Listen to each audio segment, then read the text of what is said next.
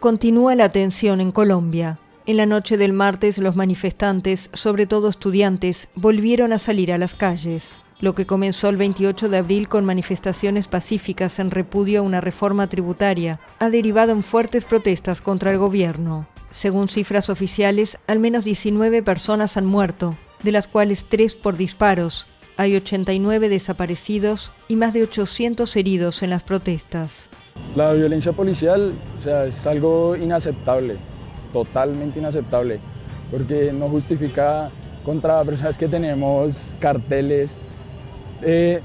Pongámonos en el caso extremo de las personas que tiran piedras, sí, las personas que prenden las fogatas, sí, pero no se justifica disparar, atentar contra la vida del ser humano es inaceptable total. Por la noche, decenas de personas atacaron al menos 15 estaciones de policía. Hubo uniformados baleados y heridos con arma blanca. Las protestas también han sido especialmente violentas en Cali, tercera ciudad del país y militarizada desde el viernes. Este hotel fue completamente quemado en la noche del lunes, durante los choques entre manifestantes y las fuerzas antidisturbios. Total sentimiento de tristeza, abandono y desolación. A Cali la tienen abandonada, nos han abandonado. Según la alcaldía local, 5 personas murieron y 33 resultaron heridas en la noche del lunes.